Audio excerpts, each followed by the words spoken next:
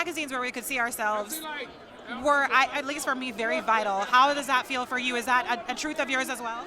Oh my God. I mean, Essence magazine is how we kept up with our celebrities. There was no social media back then. It's how we got the greatest hair tips. It's how we knew who was up and coming. Like, seeing yourself in those kind of magazines, and I remember collecting them and taking pictures out and putting them up on my wall. Like, we were vision boarding before we knew that what vision boarding was. Like, so Essence was essential for my upbringing. And then in terms of representation, interestingly, we always say, okay, we have black women and this is representation. But for you, I think an important part of representation was when you decide that you're going to say no to sex scenes and that's a certain kind of representation that we don't get. Why was that important for you? Well, I think specifically for that particular thing that I was talking about, it just didn't feel right for my character to do it.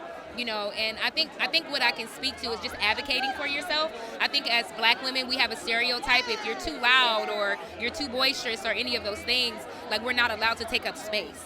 And it's okay to advocate for yourself and do what it is that you feel is best for your own career and for yourself, no matter what stereotype they may place on you after you do so.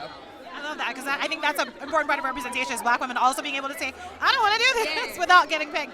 All right, so tell us about your projects, what you have coming up, what you're working on, where we're going to see you next. Yes, I have a movie out right now, Single Black Female 2. It's the sequel to the first one. It's on Lifetime. It's also streaming on Prime and I think Hulu. And I'm doing The Preacher's Wife. I'm playing Julia in The Preacher's Wife on stage with Loretta Devine. I'm so excited. So that's coming up too.